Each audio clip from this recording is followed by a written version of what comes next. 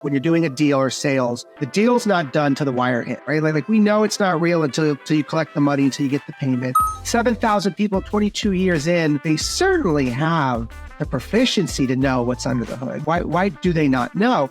You should be going after like massive problems in big markets against really big incumbents that are, $12 billion companies that have been around for 22 years. A JIRA ticket is don't die. That's the only JIRA ticket that matters. Whereas on the other side, they got 1,000 JIRA tickets with 1,000 things to do. When you're up against it, this is how evolution works, right? Like it is either change or die. This is how you survive. Because if you feel like you're not good at sales or you're not good at pitching, like put all that out the window, right?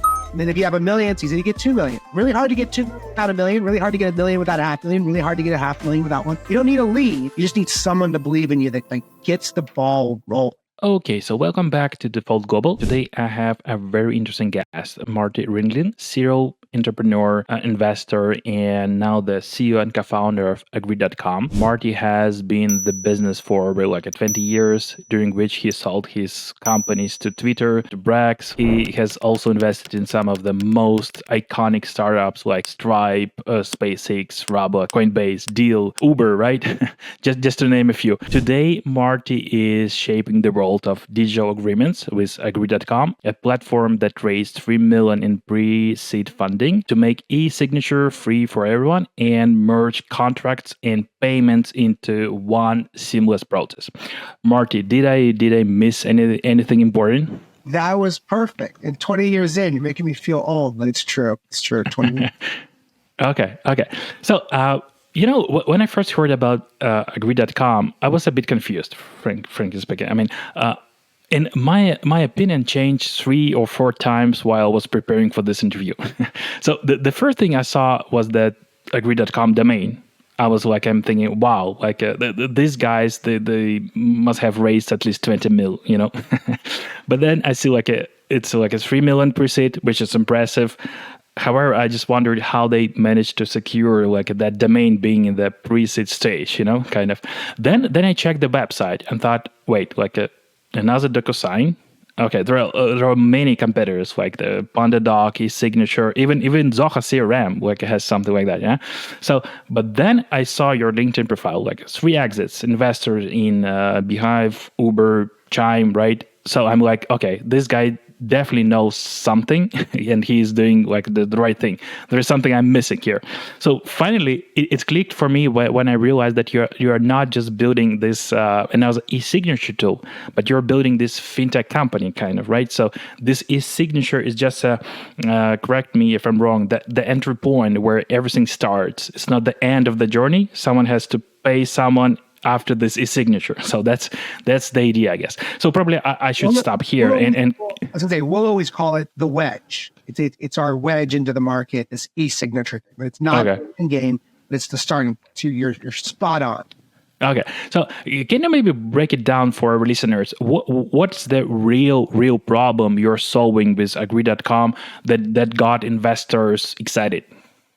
Yeah, well, I mean, it's one of those things that I think the thing we heard most during our fundraise was it's too obvious. Like, it should just exist. Because what we set up was there's a multitude of problems, and the way I do the narrative and storytelling is I escalate the problem. So I start with a very simple problem, and then I watch it compound and grow, and then people's eyes get bigger and bigger. Like, yeah, that is a problem, right?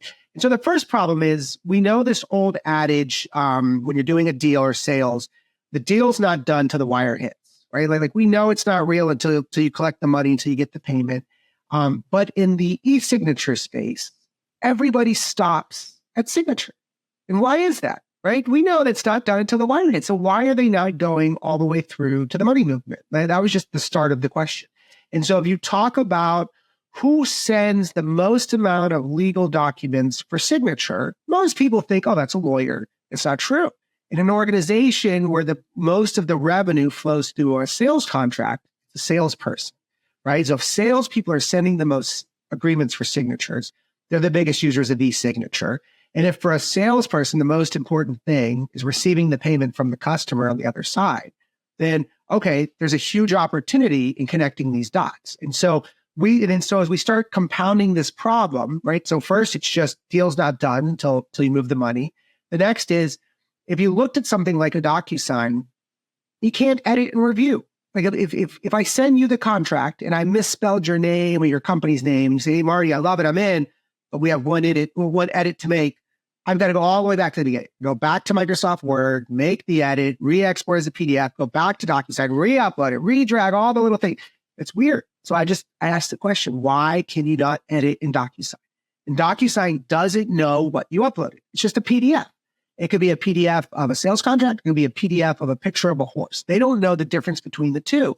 I thought, oh, well, that's interesting, right? 7,000 people, 22 years in, they certainly have the proficiency to know what's under the hood. Why do they not know? And then we realized that's a very difficult problem to solve, to really go and extract all of the contents from a contract. You can summarize what it is. Okay, it's a lease, it's a sales contract. It's for this person at this address, like in this jurisdiction. But to really get every hyphen, every indentation, every bullet, every semicolon, every all the payment terms that are in a sales contract, that's a very difficult problem to solve. And we realized, okay, that's the reason they don't have edit and review. And what that means that if I'm able to do all of that, I can do so much more.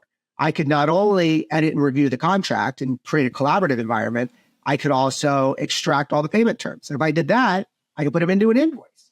And if I did that, I could generate a payment link. And if I did that, I could move the money. And if I did that, eventually you could do things like escrow and you could do things like invoice factoring. Now, the world of opportunity grows the more that we show, if we do the really hard thing up front, we have bigger opportunities just holistically across the board, solving pain points, not just for the sales team now, but for the legal team and the finance team that all center around this document, the source of truth, we'll call it. So that's where it kind of started. One tiny little thing that should exist, and then all the opportunities that get created if you're to solve what is in theory a very difficult problem to solve. Mm-hmm, mm-hmm. So you mentioned finance and legal teams. So Agree.com is going up against some pretty big players. So on the one hand, you've got DocuSign, who basically created and dominates this niche, right? Then you've also competing with, I guess, Microsoft Word, right? So since a lot of finance and legal teams, like you mentioned, they're still relying on it, and honestly, I'm not sure they're ever gonna let go, Yeah. So I don't want to fight that fight. I'm not going to fight Microsoft Word. I think it's a tough one. We also have to go up against the PDF. DocuSign to this day, 22 years in, you know who they have to go up against? One of their biggest competitors? Pen and paper. In fact, they still sign on pen and paper. They still put it in an envelope. They still lick a stamp, put it on, and mail it. And that's the way a lot of legal documents are signed to this day. It's still, so they've got their battles to fight. We have our battles to fight. Okay. On the legal side, just on the Microsoft Word, we look at it as let legal meet the customer where they're at. And if they love Word, let them stay in Word. We just want it once the original contract is created and then it's ready to be just edited, right? Like I just need to change certain variables. Let that happen on the platform. So we don't need the original drafting of the legal document. Let that stay in Word. Just let the edit review and the collaboration between signer and sender. Okay, but still, and on top of that, you're taking on a payment processors, banks, right? Which is no small feat, I guess. So I imagine investors must have asked this: how are you going to beat these giants, right? Can you answer this question? Yeah, well, there's two things I think for the founders listening. One, if the problem to solve isn't really hard and massive, you almost ask as an investor, why invest, right? It's going to be really easy and anyone can do it, then anyone can do it. And so you almost need something to bite off and chew that's too big, right? Like you're going to choke if you try to take this down. So you should be going after massive problems in big markets against really big incumbents that are, $12 billion companies that have been around for 22 years, first mover advantage, define the market. That's a tough cookie to go against. And then to your question, it is the classic investor question. What if DocuSign did this? Or what everyone asks is, what if Google did it, right? In any category. My take is that if you look at why startups traditionally disrupt, it's not because the incumbent had an inability to disrupt. What happens is we're both going after probably a similar problem. There are no dummies over there. It's 7,000 people at DocuSign. It's somewhere someone raised their hand and said, hey, money moves through these contracts. We should take a piece of it. We should get our hands in there. But the really difficult problem to solve, when we get up against it, our engineering team says, hey, this might be impossible. It's really hard, right? And when their engineering team goes up against it, they say, hey, this is impossible. This is really hard. Now, two teams with the same mandate going up against the same impossible task, seemingly impossible, on the DocuSign side, or any large company with 7,000 people, when you got something that's near impossible, you got a laundry list of other really big things to do. So it's just easy to move on to the other one. And nobody gets fired because you said it was impossible, right? What happens when you say it's impossible? You just move on to the next project. You keep getting paid. In 2 weeks from now, your salary keeps coming in. Now, on the startup side, if it's impossible and you don't do it, the outcome is you die. You have no choice. There's no other thing to do besides solve it or die. Those are the only two items, right? The JIRA ticket is don't die. And that's the only JIRA ticket that matters. Whereas on the other side, they got 1,000 JIRA tickets with 1,000 things to do. So when you're up against it, this is how evolution works, right? Like it is either change or die. This is how you survive. And so a startup has no other choice but to persevere. So you end up pushing through in a way that an incumbent can't. And this is my general answer to the question. If you want the specifics, if you're really curious, like DocuSign's 22 years old. To win the game that we say the way you're going to win it, you got to be more of a bank than you are a digital acceptance platform.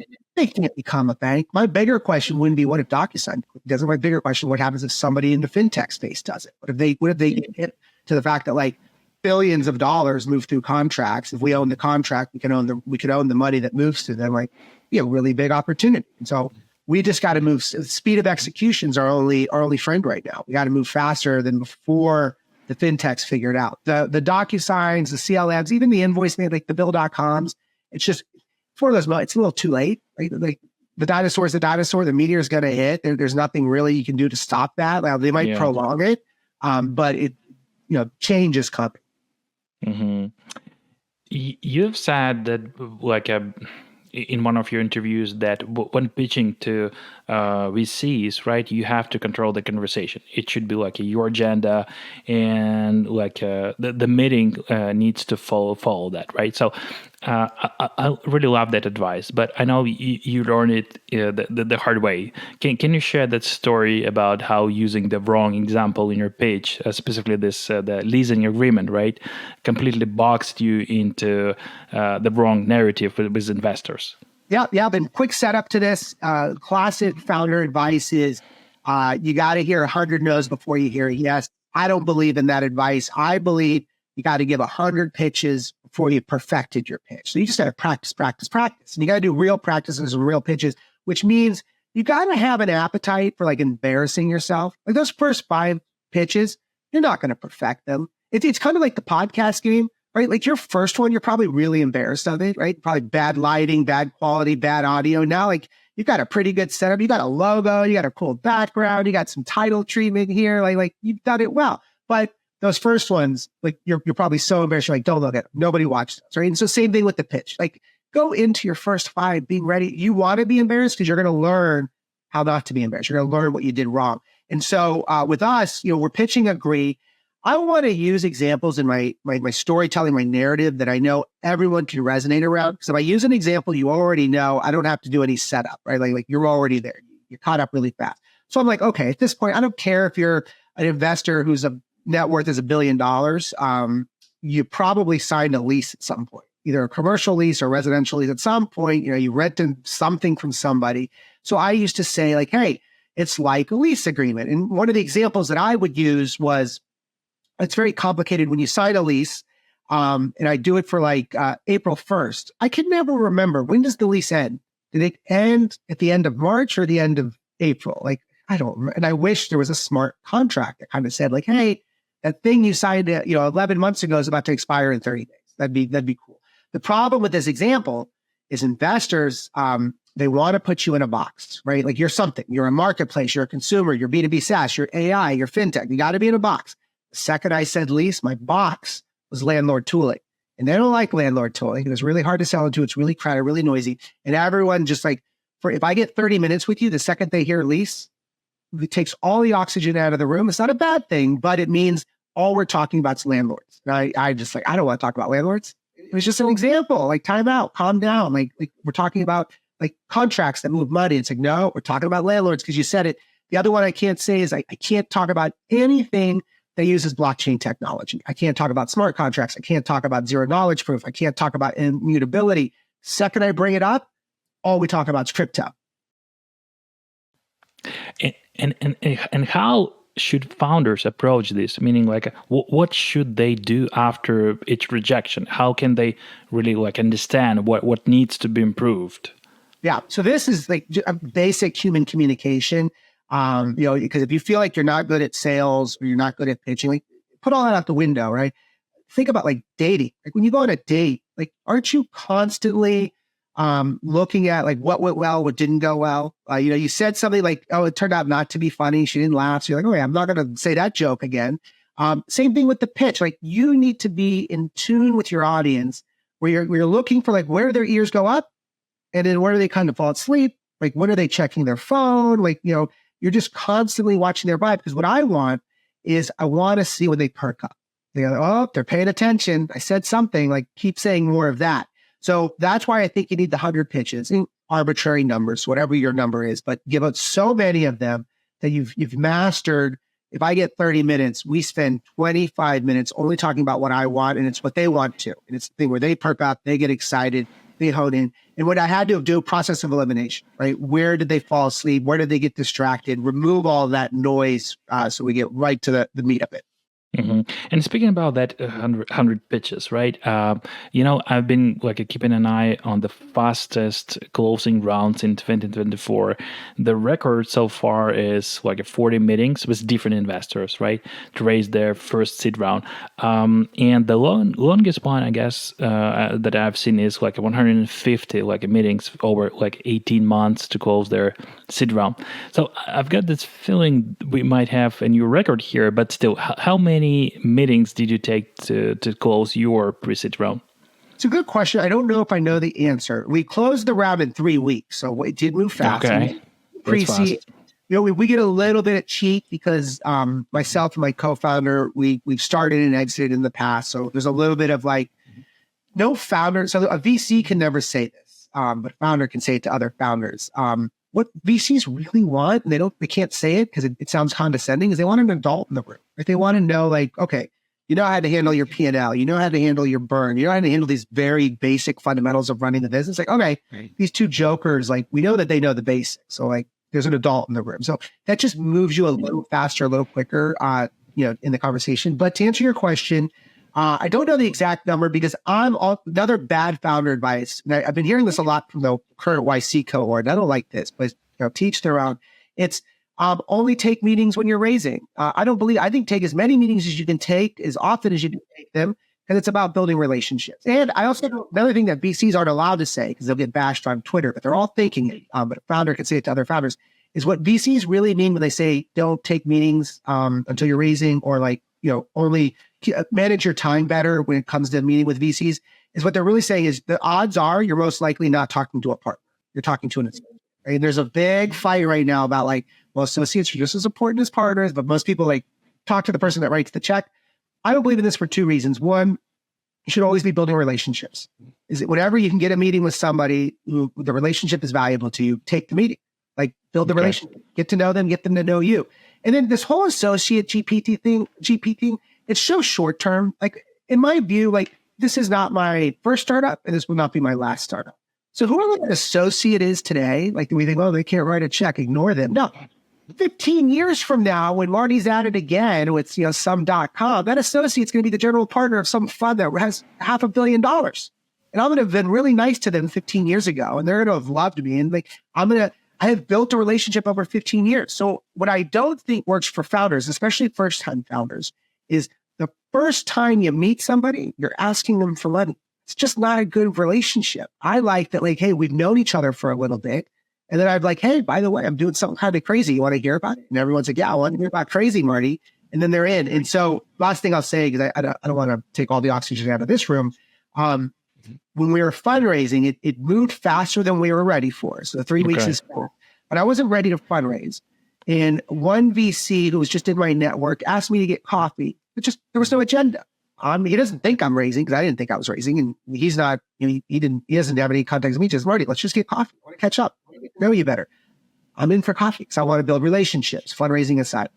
At the end of that coffee, let's just say we're meeting for 45 minutes, right? We got 6 minutes left. I said, Simon, I got something kind of crazy I'm thinking about. Can I pitch it to you? And what I'm looking for is not investment. I'm looking for you to talk me up. Tell me this is a dumb idea. Tell me I shouldn't do this. Don't waste your time here, Marty. Get done with my 6 minutes. And Simon's like, Marty, this is great. I'm in. I'm like, what do you mean you're in? He's like, I want to write a check. I was like, oh, I guess we're fundraising. And that was 150 grand of the time. Again, I didn't know I was fundraising. So if I raise $1 million, like that's pretty good. If I raise 1.5, that's 10%. That's really good traction for a fundraise, especially for 100%. First chat, first meeting that I didn't know was a meeting. But I think another thing founders need to know is traction builds traction, right? So if I can go and say, hey, 10% of the rounds ready, and I've been fundraising for 12 minutes, like, oh, that's moving pretty quick. It's kind of easy to get like the next 350, then you're at 450, then you're 2/3 of there. Then you got the 450. It's kind of easy to get the first $1 million. And then if you have $1 million, it's easy to get $2 million. Really hard to get $2 million without $1 million. Really hard to get $1 million without $500,000. Really hard to get $500,000 without $1 million. So you don't need a lead. You just need someone to believe in you that like gets the ball rolling. Yeah. Still like 3 weeks, I guess. Yeah, that's this new record here. But also these are like people like ask where we got our lead. I knew the partner on Twitter. We're Twitter buds. We tweet, we like, he likes my stuff. I like his stuff. And so I slide into his DM. It's like, hey, do it sound kind of crazy. You interested? Here's the traction so far. And he was traveling at the time, but he said, hey, I'm in Vegas at a conference. I'm going to sneak away for 15 minutes and get on a call. And I'm talking to him exactly what sounds like it's Vegas. Everything sounds like a club, but it sounds like a night club. But we're talking about terms. And he's like, yeah, let me talk to my other partner in the fund. Let's make this happen. But it's because I built a relationship with this person over many years over Twitter of all places. And it doesn't mean that I get the money guaranteed, but it means that the conversation moves quicker, faster. Yeah. But, I also get the sense, and you touched this, that you had this competitive advantage. You've been on both sides of the table, right? As a founder and as an investor. So you kind of had insider knowledge of the VC world. And speaking of that, like what specifically did you know about like a fundraising investor's mindset or the process itself, things that most founders might miss that basically help you to close that round so quickly? Yeah, so I look for all the things that as a VC I don't want to hear are bullshit metrics, right? Like you're just looking. Can you give me an example? Yeah, anything that's like a bullshit bet. Like I got some really awesome advisor. Nobody cares about your advisor. The advisors do nothing. They never provided any value. They never really. That's cool. There's always a one-off piece, but you can tell when you lead with like your 5 most impressive things, and none of them are really impressive, and you can just tell like, okay, they're just looking for anything to fill those 5 slots, right? But because you really want one slide that just says it all, like 1 million ARR. Like, I don't care what the rest of the slides are. I'm in, right? One slide that said, sold my last company for $150 million. I don't care what any of the last slides are. I'm in, right? So what is your one thing you could say, like, hey, gosh, we're in. So that's one thing. And then, the other thing I think that I'm hyper-focused on is like, look past the BS. Also, like, we all do the same thing. We have this little matrix, and your startup is always in the top right and everyone else is in the bottom left. Like, it's just a bullshit slide because everyone has the same slide. And what founders, especially first-time founders, their disadvantage is I've seen thousands of decks. So I know that everyone has this same stupid slide, and it's annoying and boring. I know that everyone ignores it. And when a first-time founder, it's like they've only seen 10 slides in their life. They're looking at like how Airbnb raised their first round, and like they have that slide. So I need that slide. Like, no, they had that slide 15 years ago. We don't do that slide anymore because everyone does that slide. Everyone's doing what you're doing. And then the last thing I'll say on this, because I just think it's a good mental model framing. There's this classic cliche term that we all say: Wayne Gretzky. Don't skate to where the puck is, skate to where the puck is going. My issue with this saying is that we all know it now. It's 2 decades into this saying. We're all skating to where it's going. That means we're all skating to the same place. It's really crowded there now. So I actually think you need to take the anti-advice. Don't skate to where it's going because everyone knows about that and everyone's there. So everyone looks the same. make yourself stand out. Right. I think that's my one big advice. Just make yourself stand out and you figure out what everyone else is doing and do something that's a little different or thought-provoking or exciting. Yeah. And so you're also like a pretty seasoned investor, right? With a great like instinct for spotting game changers like Chime, like Coinbase, Uber, like and so many others. So and I really love the strategy you've talked about, where you look for companies or products that are like being built in a way that you think. This is how we should have built those products, right? That's such a cool approach. But I'm really curious, how do you actually spot those? I mean, you mentioned this, your Twitter friend, for example. You mentioned Tyler at Beehive, right? So you never even met him, right? You guys were just Twitter friends, like you mentioned, and somehow you knew he was building this amazing newsletter platform. So how do you go from a tweet to knowing a founder is building something great, right? Something that you believe in without even meeting them. Yeah, so I think two things to this. One, you've got to be yourself an early adopter. You've got to have you got to be more optimist than pessimist about technology. You got to always think like the world is constantly changing, and then I think you've got to be good at kind of predicting the future. And again, I'm 20 years in, so we got really lucky where we're building. I started my career as undergrad comp sci, but then front end and in design is where I start. People are still shocked when I still design today. I use Photoshop, no Figma because I'm old.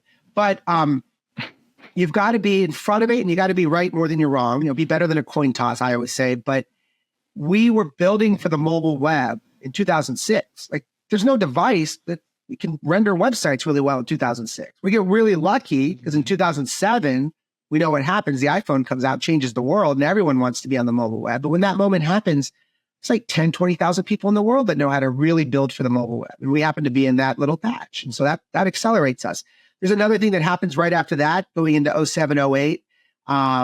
There's this term that we're using called the conversational web. It becomes the word social media. Most people don't know how to, and I'm not talking about becoming an influencer or creator. I'm talking about like, how are you building around this ecosystem that will fundamentally change how humans are connected, right? 7 billion people on the planet connected by social media. That's wild. That didn't exist at a certain point in time. How are you early to that? Or how do you know that that's going to be the future? Getting in front of things like we all build in React today. There was a moment where JavaScript was a dirty word. Nobody built in JavaScript. Most browsers didn't even render it. It was a security vulnerability. But like, how do you raise your hand and say, no, we're not going to build an Objective-C for native apps. We're going to build in JavaScript. JavaScript can do more than, or be a better platform than traditional things like C. That's a bold statement to make. It's bold to say that the world's going to go on mobile when there's no device for it. It's bold to say that most of humanity will be connected by social media before Twitter exists, right? When it's coming out.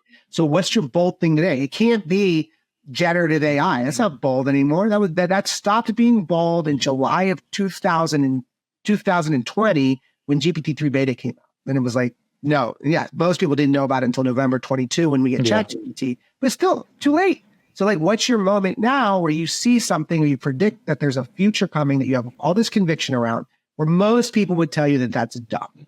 That's an idiotic thing to go after. That's the thing you should go after. Like, the one thing I don't like is that everyone says agree is so obvious. It's flattering, but it kind of scares me a little. Maybe it's not bold enough. I think people saying, hey, you're going to go after DocuSign, or you're going to own the accounts receivable, accounts payable of like large corporations moving hundreds of millions of dollars. Like, that's pretty bold, but like, it's not necessarily innovative or disruptive. It's just a step change. Yeah.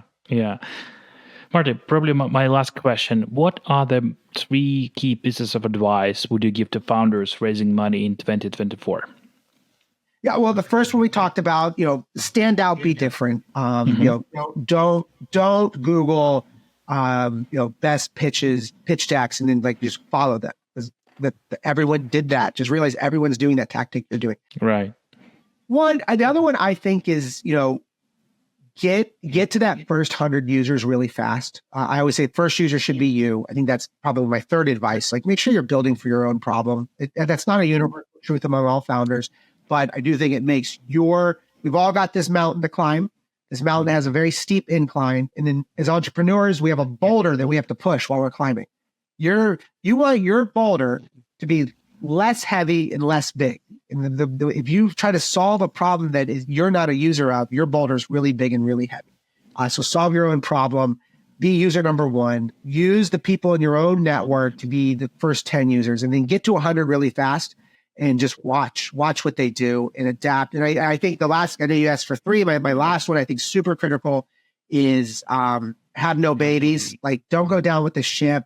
Don't be yourself an immovable object. Like, don't have so much conviction over what you're building or how you're building it that you can't pivot or move. Like, realize that it might, at the end of this road, the thing you started with might not look anything like what you started with. Like what you end with is not what you started with, and be comfortable with that. I think if you're so stubborn, that's probably what's going to kill you and why you're going to go down. Right.